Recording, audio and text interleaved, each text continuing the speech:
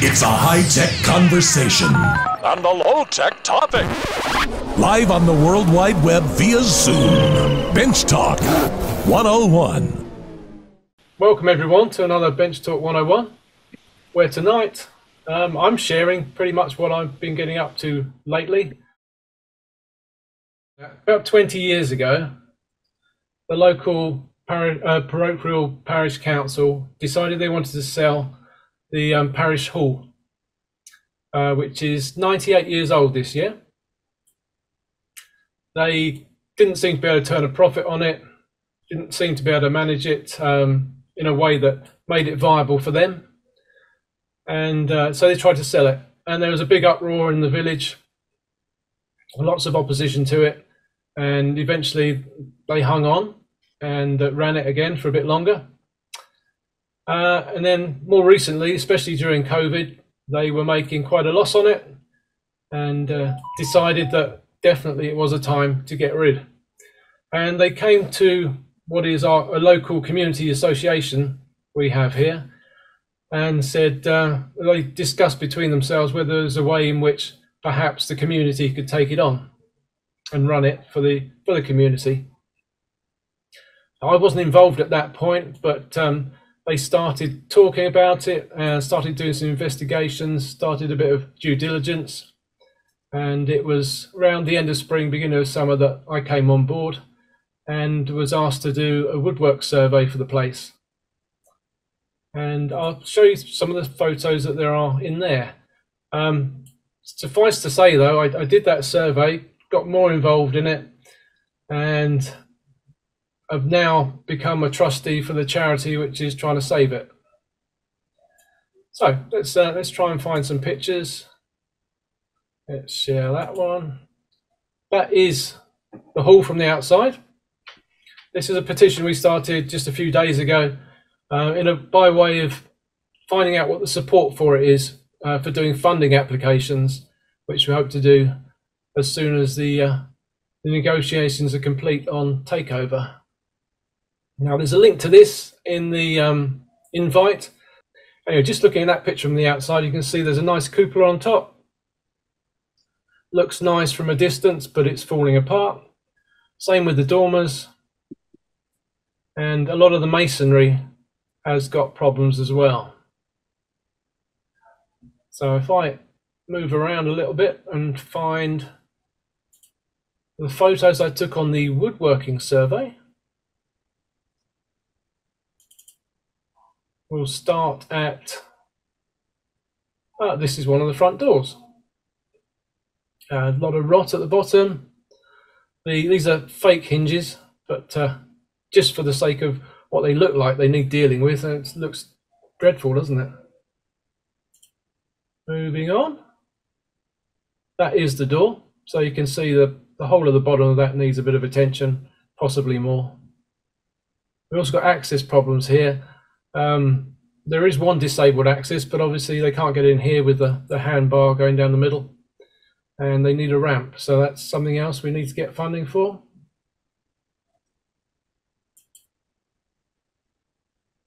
And that's the other front door. And once again, you might see down the bottom there some holes. I don't think, oh, I can zoom in. That's handy. Oops. Yeah, there's a mouse hole through it there, I think.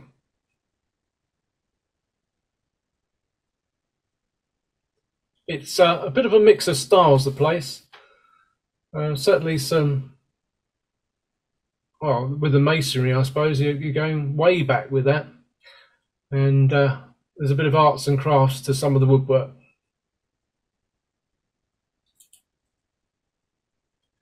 If you've got any questions, actually specific to the photographs, it might be a good idea to actually call out whilst they're on the screen. If you've got general questions, just put your hand up and we'll deal with those at the end. Are those oak doors? Sorry? Are the doors oak? That what? Yes, they are. And very, very hard they are now with age.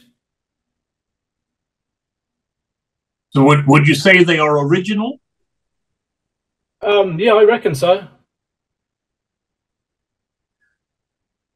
That's not a very good shot, is it? Oh, I think that's above the door. There's falling bits of masonry all over the place.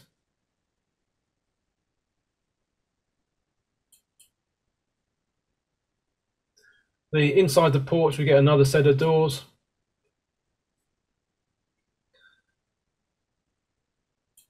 And actually, considering its age and the wear it's had from people and the elements, it's not really in too bad a condition for something 98 years old.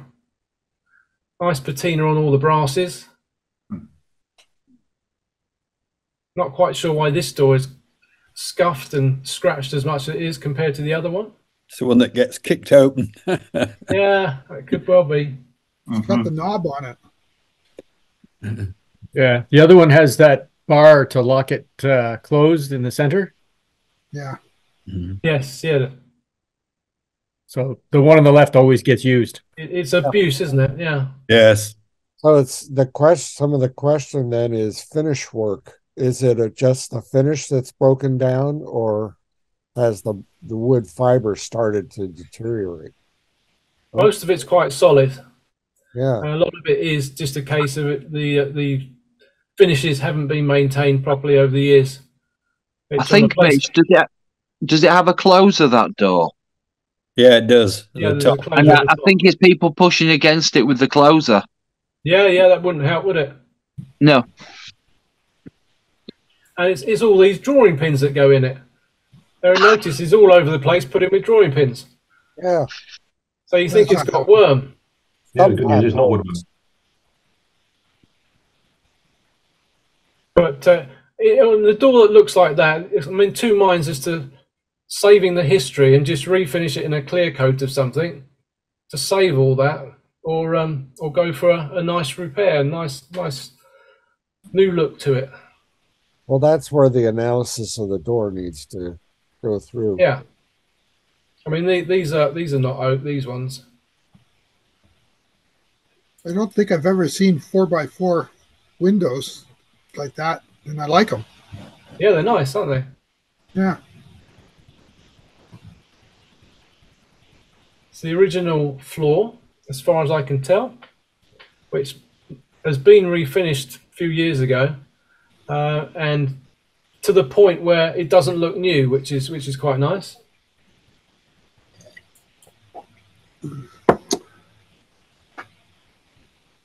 Lots of service ways, which I haven't investigated yet. I don't know what they're all for, because most of the plumbing that's in there is surface mount. What do you think the timber is in the floor? Oak. Yeah. Doesn't look like oak, does it? No, it doesn't there, does it? Pitch pine. Yeah, it could well be. Yeah. Something nice and resinous. Yeah. Look at a good quality of workmanship so far on the original building. There is, definitely.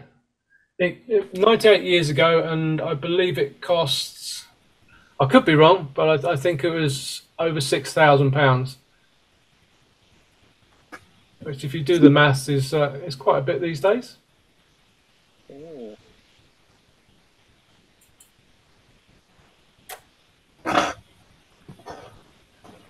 There's more door. I'm taking photographs of everything because I'm trying to do the woodwork survey.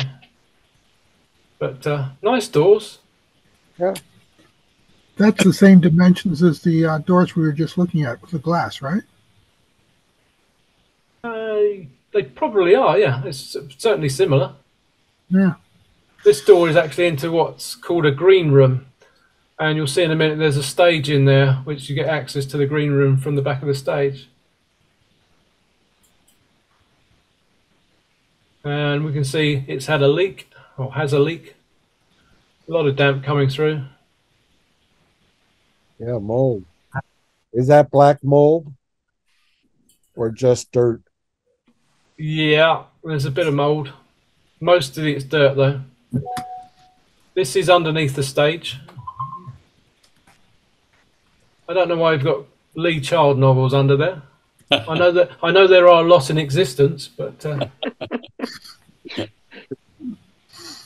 unfortunately, this distance from the underneath of the rafters and the floor underneath the stage isn't enough to put one of those mechanisms to shoot people up, because that would be quite exciting. What is it, about 3 feet? Yeah, probably two. Let's count the call. 1, 2, 3, 4, 5, 6, 7. Yeah, about two, just over 2'3", something, 2'4". It's a bit of a crawl to get under there.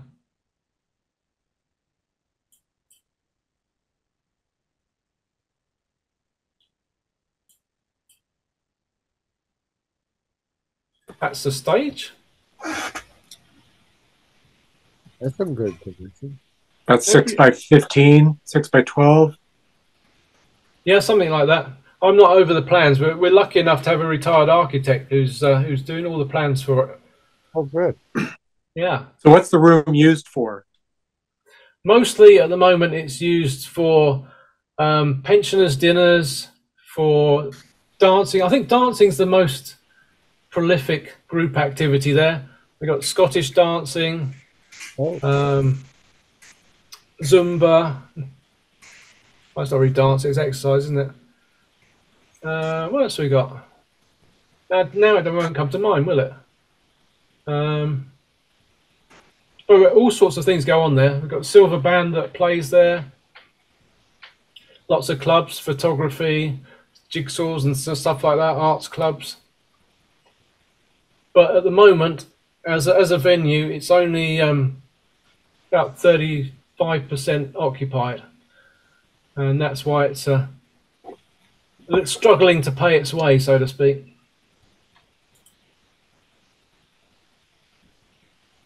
What's the square footage of the building? You have to ask difficult questions, don't you? Well, how many stories? Can you see me at the moment? Mitch, I think the next time the talks is going to be the architect. Yeah, I'm holding up a plan for it, which is a seating plan. And the hall can seat 160 people. Nice size. It's nice. Well, that's a good sized room. That's not bad, is it? No. Oh, it has got it on at 127 square meters, the actual hall. There's a refreshment and bar area to the side, which is 47 square meters. And the sort of conference room area is 33 square meters. You'll have to work out feet or yards yourself, Stephen, but it's reasonably large. The thing is it more than one story, or and a basement? No, it's single story. It has got a basement, but it's the size of half a garage, I suppose, just for the boiler room. Ah. It's built on solid chalk, so digging out a basement would have been very difficult 100 years ago, very expensive.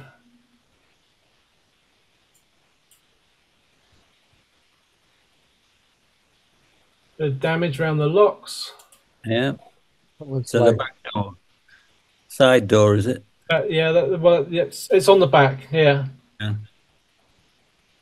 That's now enclosed in a wooden shelter at the side, but obviously someone's tried to jimmy their way in. Yeah.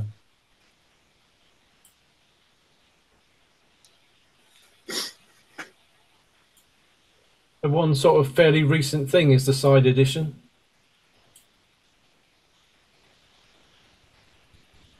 So that doesn't look too great to me.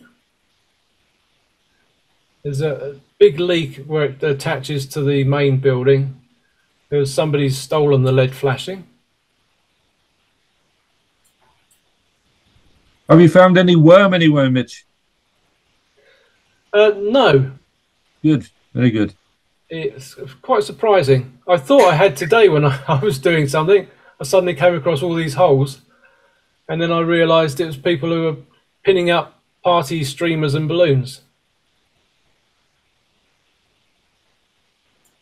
That's the basement door. That's probably the worst door.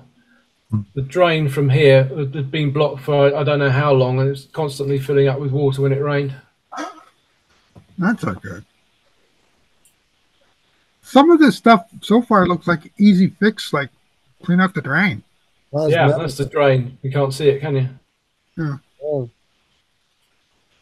But none of this that you've shown us so far is off the peg stuff, is it? It's all made to size, made to measure for this building. Yeah, yeah. In good quality materials. That's good craftspeople. There is good workmanship, yeah. This is, on the left-hand side of the picture, is the east wall. Not much going on there, really. The only wood is the frames of these windows. Because unlike the rest of the building, which has got reconstituted stone, actually, it must have been quite early on with them making those sorts of things. Looks fairly new, actually. That's been repointed down the back at some point. Yeah. Good. Or by the looks of it, anyway. well, there's some rust. Yep. So they've got wooden frames and metal windows. Well, glass windows, but with the metal internal frame. Yeah.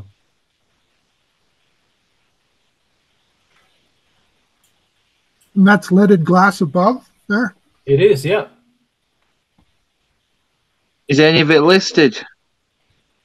It's not listed, and somebody asked for it to be listed, and they said there's not enough unique features about it to be able to list it. They're all present in other buildings that are around that are listed. You better build some in there, haven't you? Which is a bit of a shame, yeah. Yeah, it could have a Peacock special sort of wooden thing in it, I suppose. I thought it's the last thing you want is to be listed. Yeah, at this point, agreed. Yeah, because it means it's more protected, but it also means you can't do anything without 27 permits. Yeah, yeah. Maybe get that later. So this is the fire escape, obviously cluttered with brooms and mops and bags and coats, as you would expect in a village hall. Yep. Normally there are lots of trolleys there and stuff. We really got told off, although we weren't running it, but we asked for a fire survey of it, and we really got told off for how blocked up all the escape routes were. Right.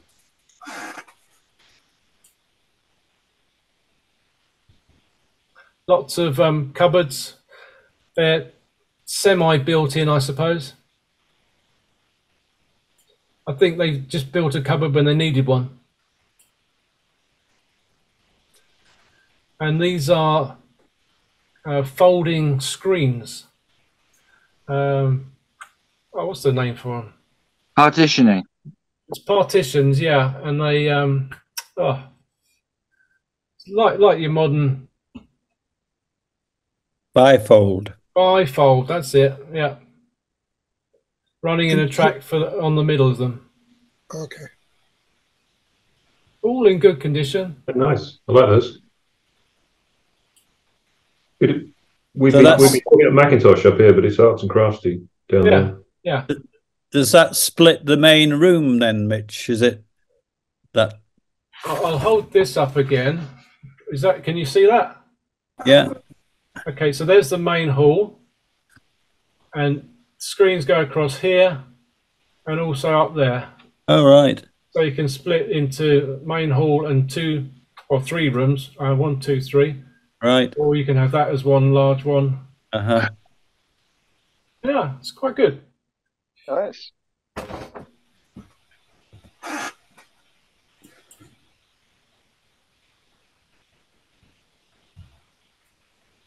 Loads of scratching. I think it must be all the people with their diamond rings on. Another one of the semi-built-ins. Mm-hmm. Very tall brooms. Sorry? Very tall broom cupboard. Yeah, that's the main hall, and that's leading into what I would call the boardroom or the second function room.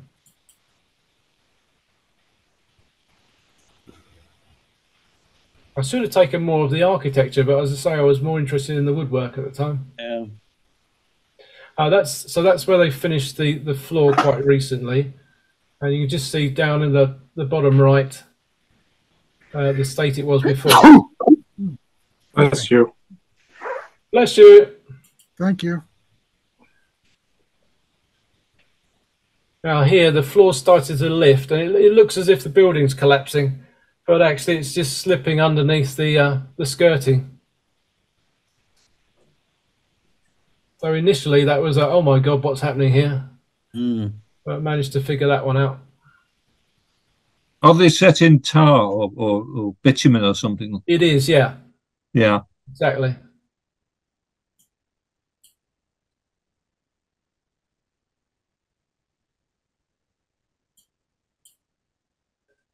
So this is going through into the toilet area and another entrance area. I don't think there was anyone in the toilet, so you won't get a shot with any of these photos. I was going to say something I shouldn't say really as a trustee. Somebody's built some cupboards in here, or half built them from MDF, blocking up a third of the window and blocking up a whole window behind them.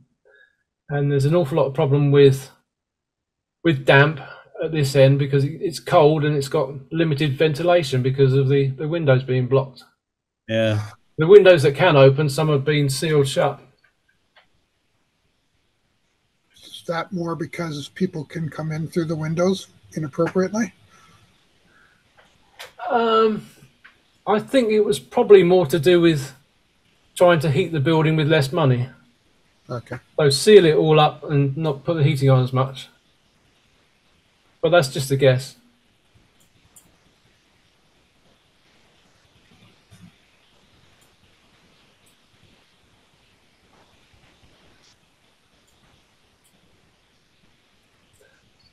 Very highly coloured, some of the woodwork. Not to my taste, but some people like it. Mock mahogany. Yeah, yeah.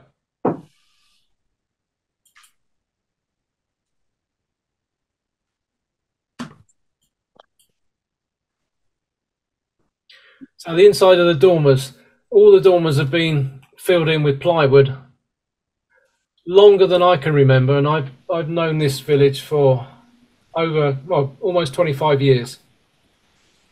So if we take it over, one of the things we'd like to do is open those up again. And you can probably see there's some water ingress around there, which is no real surprise. Are there actually windows behind there, or are they totally blocked in? Well, we don't believe there's glass in them, but there might be. We just don't know. Until literally today, we weren't able to get high enough up to have a good look. And we weren't actually looking at the windows at the time. I'll explain that later. So the internal trusses. I like that. That's the picture's the wrong way up. And can I turn it around? I don't know. No, I don't think I can.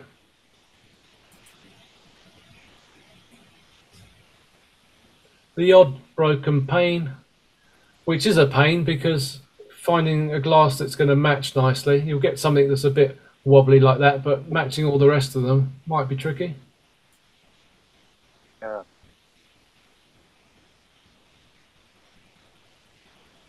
They're all in one area where they've broken as well, but they all look as if they've been hit with pellets or something.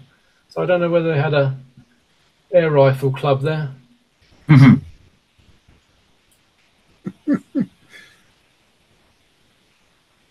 That's a better view of them, and they've got small doors in them as well, which is a nice little feature. I think they were possibly designed to be used as schoolrooms. Yeah.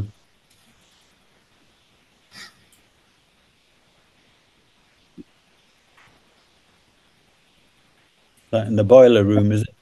That's actually in the area above the stage. So although I said it was single story, above the stage there is a room up there.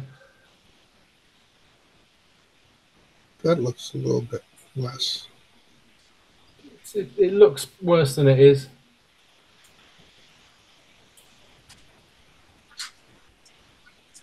Now, do you remember the cupola? Yeah. Mm-hmm. This is a little crawl space at the top of the main hall. And these structures you can see are they're the trunking for the airflow from the hall up through the cupola. And on top of it is 98 years of dust.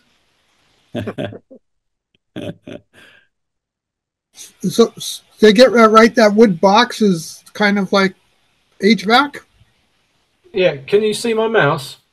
Yeah. Okay, it turns into a cross here.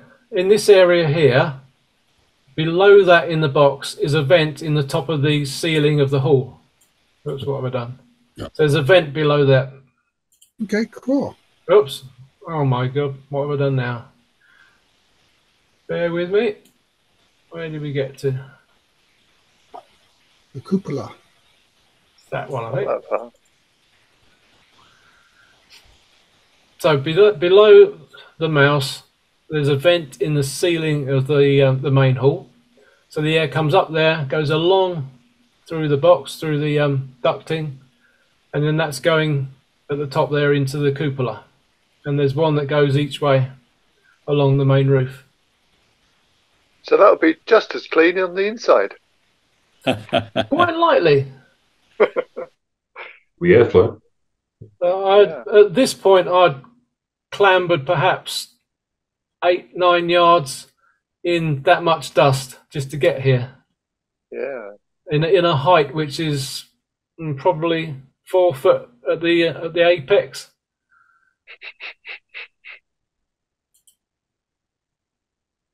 Oh, that's a better shot. Boy, it's quite a lot thicker than I thought. Mm. It wasn't pleasant.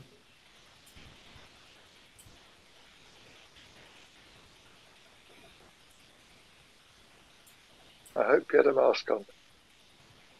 No comment. Next time you'll have a mask on. Yeah. That's actually my father doing some damp readings. And this is the shed at the side, and that's where all the flashing has been removed, where it joins the building. Is that flashing still missing? Well, half of it's missing. All right, so there is still water ingress. Yeah. It must have been fairly well pointed in because they couldn't tear it all off. Mm-hmm. So this is just a storage area, really, Mitch? Or? Yes, it is. Yeah.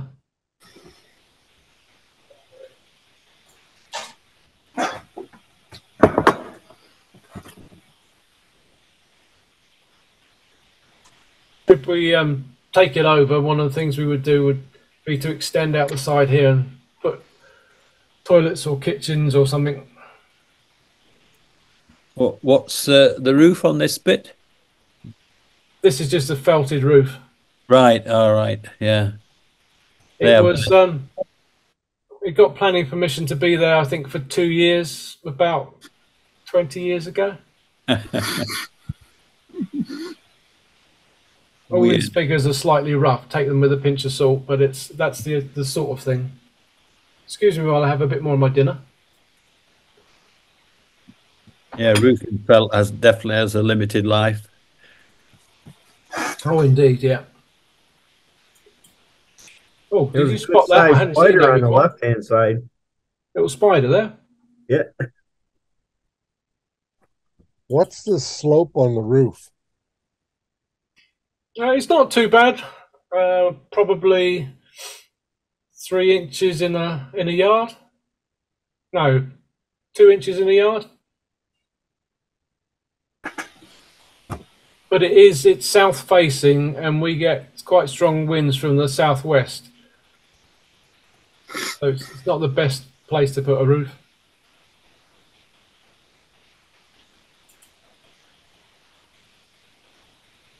The little boiler room. Are there grants available, Mitch, for these sort of things for communities?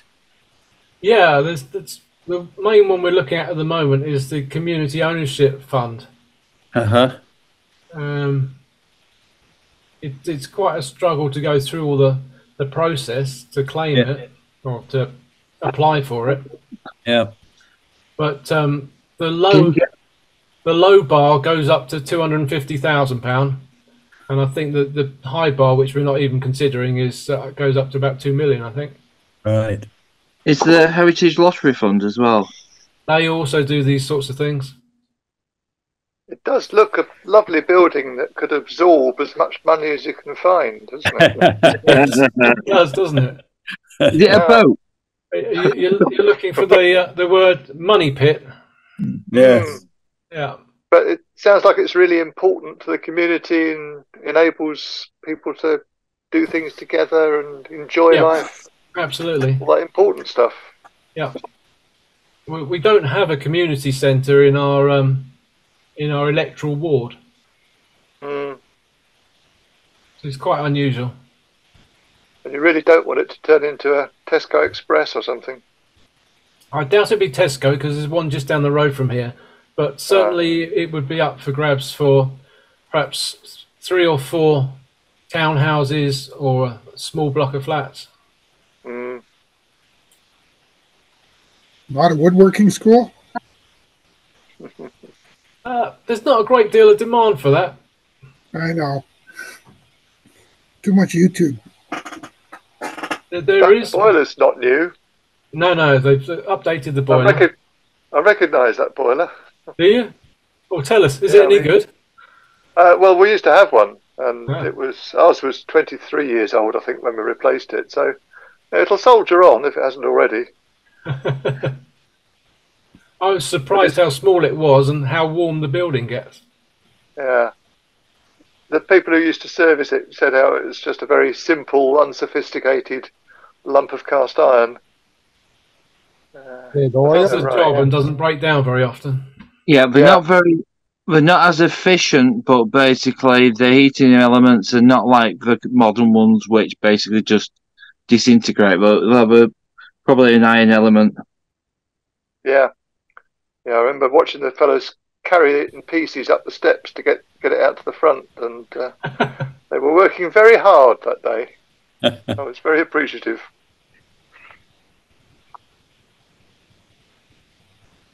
In terms of signing the petition, be aware that it requires a UK postcode. Does it? Yeah, I use my old college postcode, so that's okay, but it might be a deterrent for people from abroad in general. What a shame. Yeah. Well, thank you for signing in the way you did. That's lovely. That's all right. We can explain the UK postcode structure and you just make one up. But you can post a list. What's the postcode for Buckingham Palace? Yeah.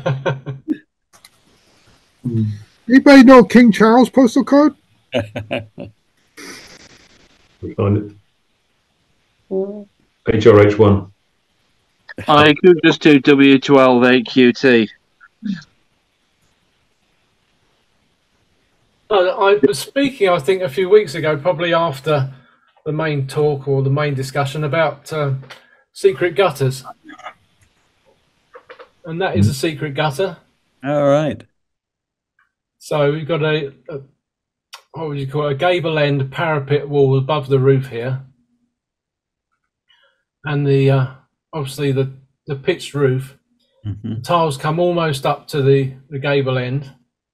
There's a little gap, and then underneath there you've got the lead worked into like a gutter, right, to drain the water down.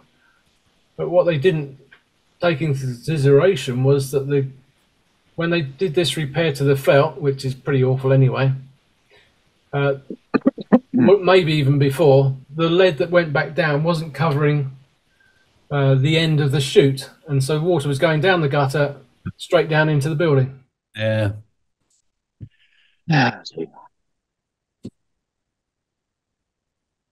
Well, that is the original roof, by the way, so that's the original tile battens.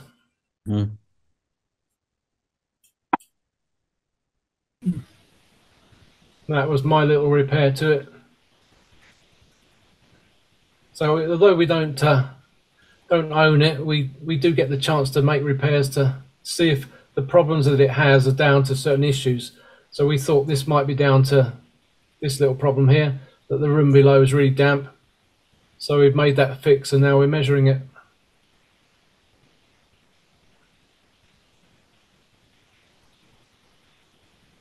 So those two pieces of broken tile at the bottom of the picture are in another gutter?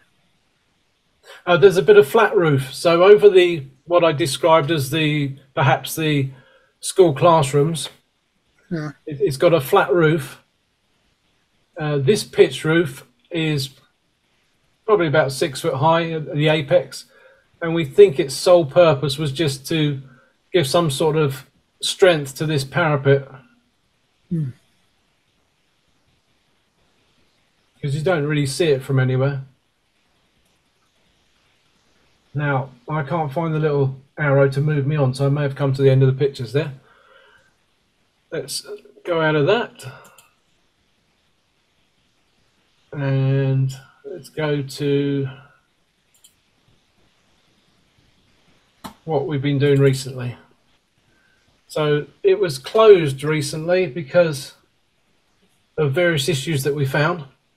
I could talk about those in a bit. So we've been given permission to go in and do a bit of work so they can open it up. The main problem with a building like this is if you don't keep it open, the customers aren't going in, heating doesn't get used as much, they just deteriorate. So this is one of the classrooms which we've cleared out, and that's going to be our workshop. And yeah, what wouldn't I give for a room that size for a workshop? Yeah. And the room next door to it is there for a canteen, although I don't think we've stopped for anything to eat whilst we've been there the last couple of days. Oh, it's got the original nice for the building tables and chairs as well, isn't it? They're not the original tables. They're probably 60 years old rather than maybe 100. But the chairs, yeah, definitely. Yeah. The chairs look toned. Yeah, bentwood anyway. At least all the various jobs that we need to do pinned up on the partitions. Without drawing pins. Pardon? Without drawing pins. Yeah, I said pinned up. They're taped up, aren't they? Yeah. Rafting tape. Yeah. So, one of the things that was wrong with it was all the fire exit signs were either not working or completely out of date. So we've been putting in new exit signs. Not very clear, but it's got a running man on it and an arrow. And they've got battery backup in them as well. Yep.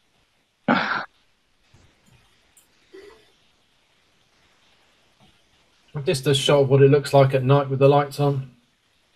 Actually, it looks nice.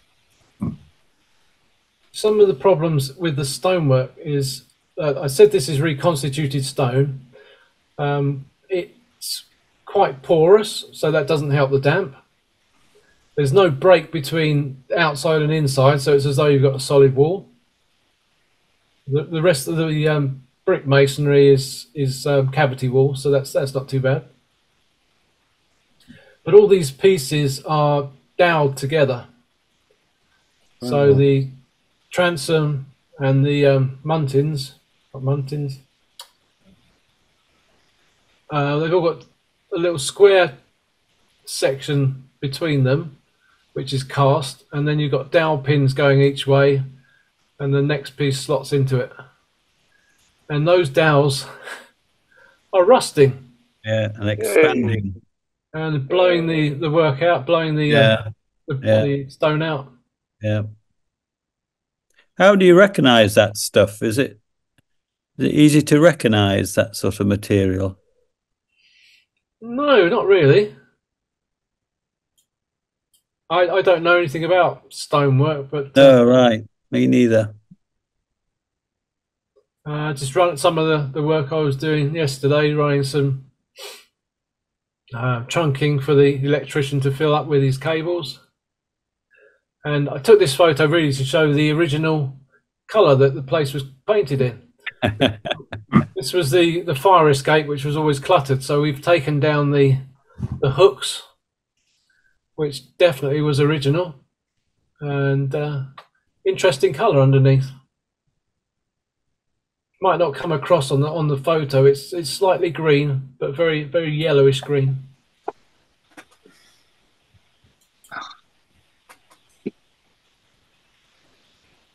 More auxiliary backup lighting on the exit routes. This is why we can now get up to those windows. Right. So we've got a tower. It was interesting putting it together because there were no instructions with it. But once we got the knack, it was reasonably easy. And what I've been doing today is running, just about see the cable here, running cable up from the front door up to the middle of these arches where we're going to put the smoke alarms and smoke detectors. And they've all got to be linked up together. So getting all the way up with the cable, draping it around, and I've got to go from one at the south end to one up at the north end in one run. So that's what I've been doing, trying to get the cable in place, and then when I get to where it's got to go to, I can start clipping it all the way back. So for a public building, they have to be hardwired, do they, Mitch? Is that how it... other than the radio? They need to be mains powered. Right. But they've got battery backup, and the alarm system are all radio linked to each other. Right. So if your mains goes out, they still all sound together, still all work. Yeah.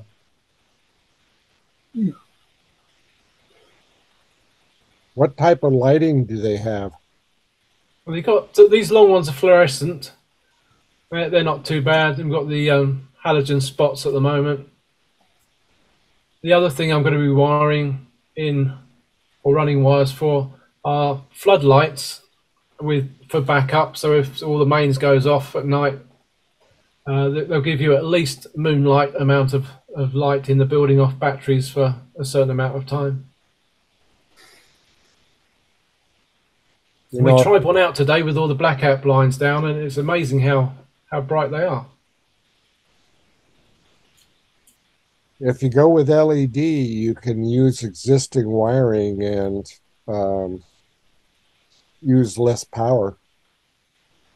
Actually, probably cheaper now to go LED just to buy them. Yeah, I swapped my fluorescent tubes for LED tubes, and I think they use about a quarter of the wattage. Yeah, I think that'll definitely be the way we would go if we managed to get the place. All the new emergency lighting is LED. Yeah, it's good stuff. We were talking about whether it was feasible to have it timed so it was only worked when the place was never going to be occupied, or only worked when it was occupied, I should say, to save energy overnight. But we worked out it was such a small amount. Something like about 5 watts.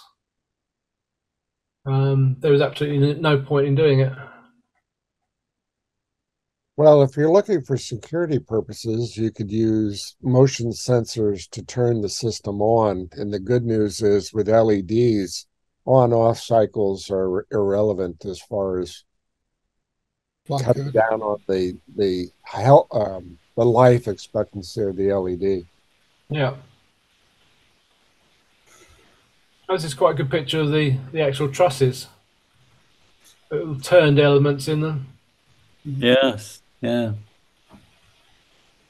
Is the heating part of the building?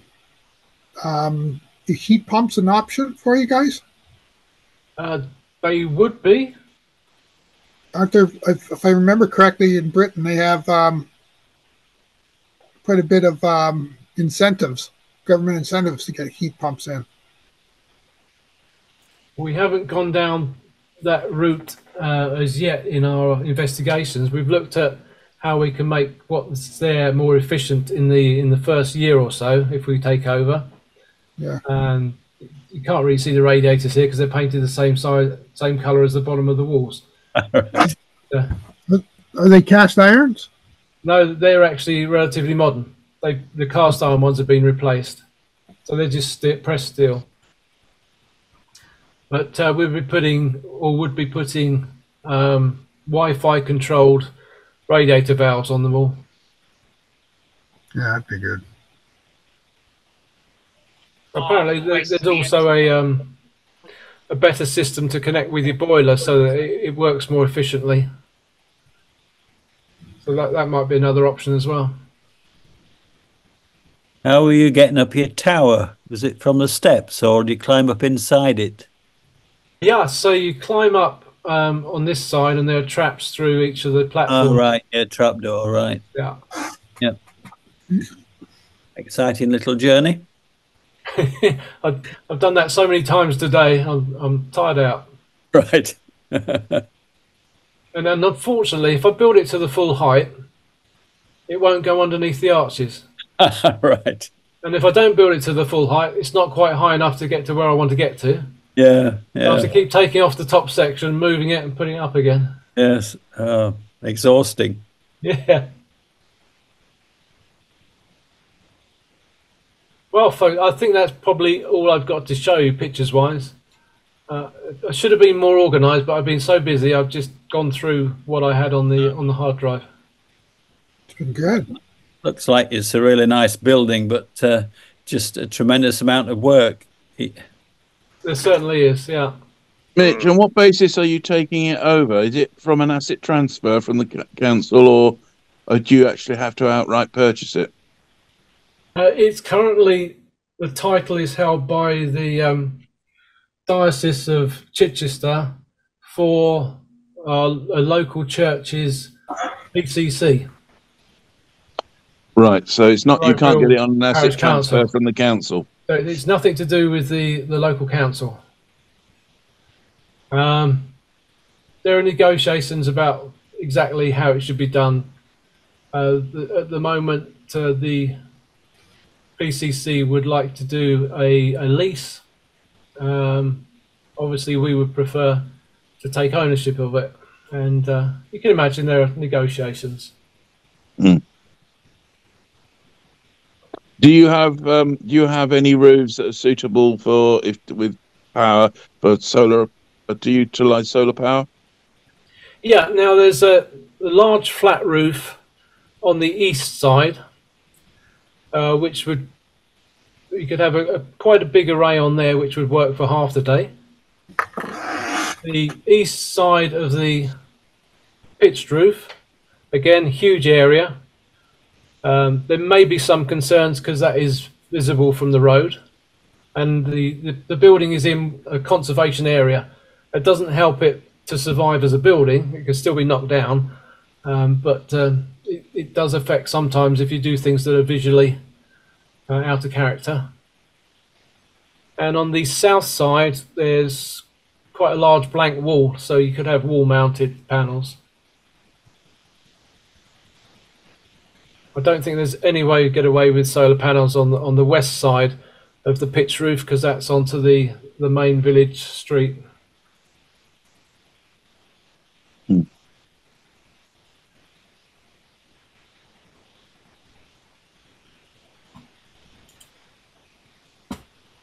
So there you go. You've probably asked all your questions. I seem to get a lot of questions going through that. What kind of operating budget expenditure have you guys been? Has the building been experiencing? What's it been experiencing as a maintenance budget? Yeah, lights, heating.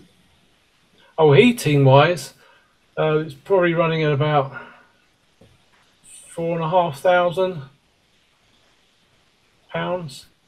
a year.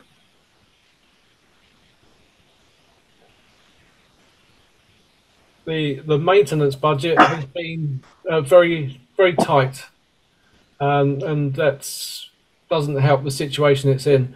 The church is perhaps a quarter of a mile away, and 20 odd years ago they built a hall in the same grounds as a church, and so there's more incentive for them to spend money at the church site rather than on this asset which is further away. and that's really, I think, probably why they're happy to get rid of the place. If they sold it, they could spend the money on their own facilities at the church. Should we be competing with the church for users of the hall? But their facility is somewhat different. The capacity is a lot smaller. It offers function rooms, a couple of function rooms, and they'd like to, I believe, put a second story on. But there's nothing the size of that main hall. So I don't think it'd be a problem. The next local... They're planning permission for a second story, same as already a thing in the village. The church? Yeah. Well, it was built with structure, i.e. the foundations and the first floor walls, in such a way with the intention that they could put another floor on. Yeah. I'm just saying, so that basically you maintain the big usage of the one which you've got by stopping them doing it. If you understand what I mean. No, what I'm saying is that would they get planning permission for another story if the one that you've got already fulfills the same function that they're trying to put the second story on the other one for? Well, I imagine they would get planning permission for it, I'm sure. It's not in an area that's affecting anyone. It's behind the church. It's not directly on a road. Yeah. So, I was just thinking, can you throw a virtual spanner in the works for them so that you can sort of slight dirty tricks, but we don't do dirty tricks. Have you researched what usage you can put the hall to? We've come up with an absolutely chock-a-block A4 page of fairly small writing, full of different purposes it could be used for. Then there is demand as well. If you go to the next closest almost equivalent place, they're chock-a-block and they're turning people away. The people that use this place don't want to move, and people who have moved from here for reasons such as the heating's not good enough for them, things like that, they would all like to come back, as far as we can find out, if things are fixed. So, is the profane community helping in any way, or does it have to be a trust or a privately based enterprise? I didn't get the very first part of that. Is the profane community, the official governmental community part, helping in any way financially, or does it have to be a private-based enterprise? They're not really. There is what's called SIL funding, which is money that's taken from people building lots of houses for infrastructure to go alongside it. Yeah. And the council have been collecting it for many years, and they still haven't got around to publishing a process by which they distribute it to people. Yeah, classic, yeah. Yeah. There are, as I said before about the community ownership fund, that runs, it may all stop, I suppose, if there's a change of government. So that's something that could blow the thing out of the water, I suppose. About the National Lottery? Well, they do some funding as well. So there are lots of places we can try, but there are also lots of other places that are trying for the same funding.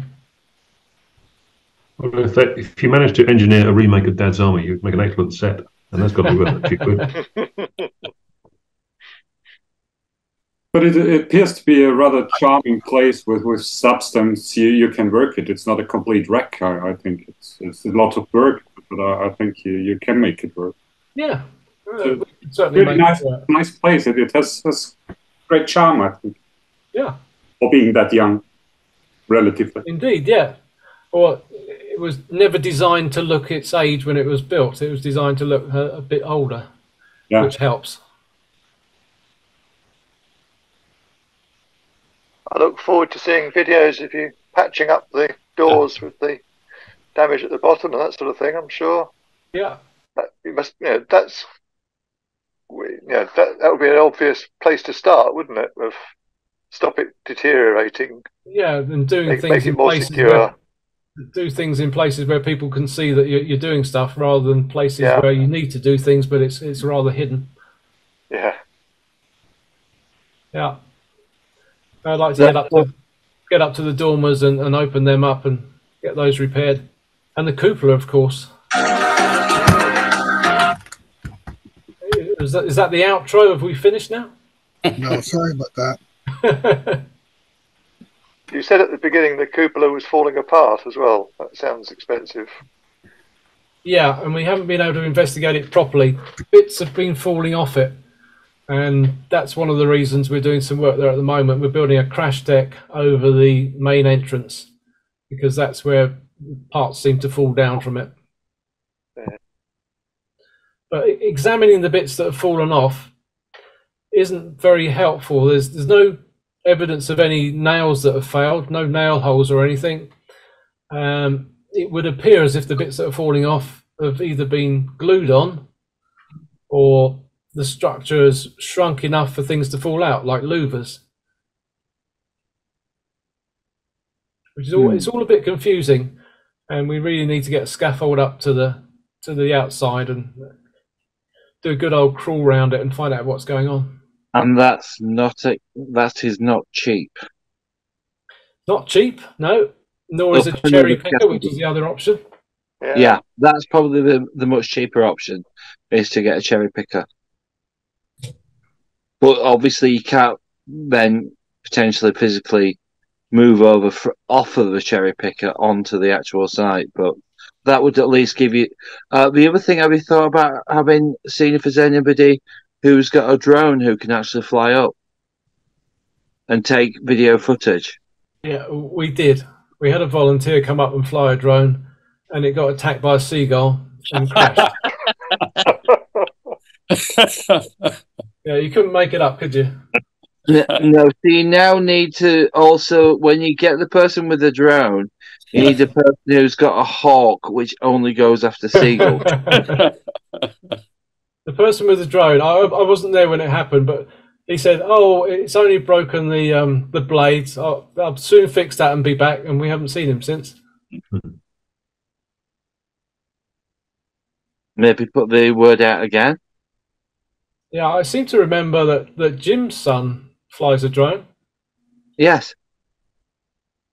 Is he in tonight? And he flies it over the coast, so maybe he's got some interference running on seagulls. Yeah, maybe he has. Experience with seagulls. So yeah, we need to get up there. I tried to climb up the roof, from the flat roof up the pitch roof. It's just a little bit too steep, and the clay tiles are a little bit too fragile. Yeah, I think I remember you talking about potentially doing that, and I was sort of like going, yeah, sounds a bit sketchy. It was. Yeah.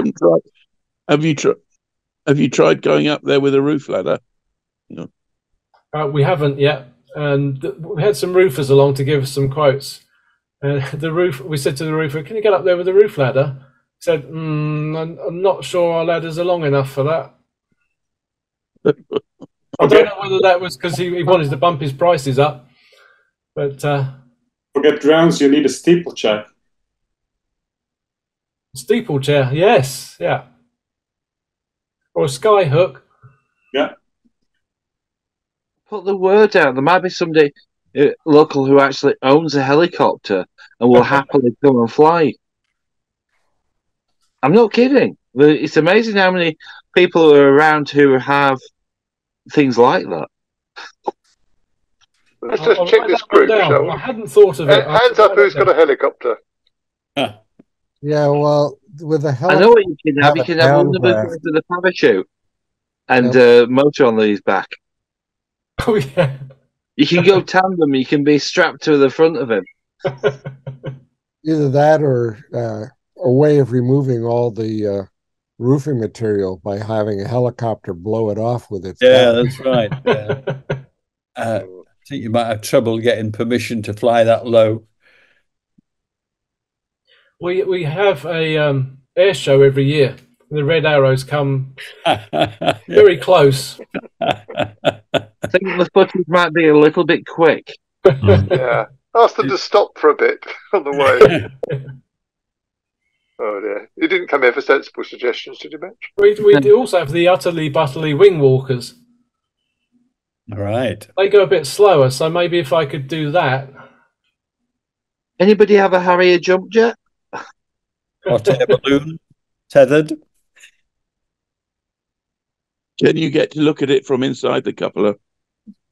Well, you saw the bit of ducting that I got to. I didn't feel able to get past it. It was incredibly tight.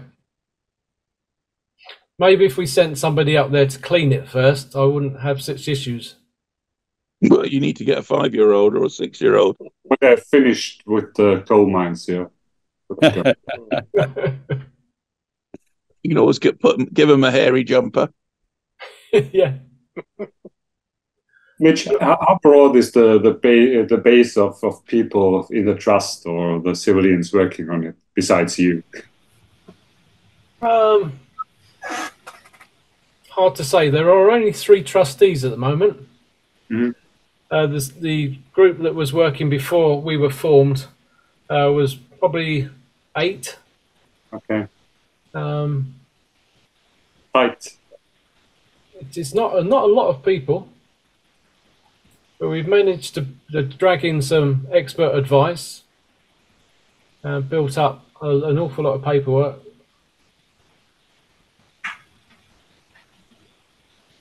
That's a beautiful project. Well, hopefully I'll continue to update you with what's going on and something positive will happen. No, that would be great if you could come back in sort of like a year with an update of what you've managed to get done and where things are going now. Maybe sooner than a year, you never know.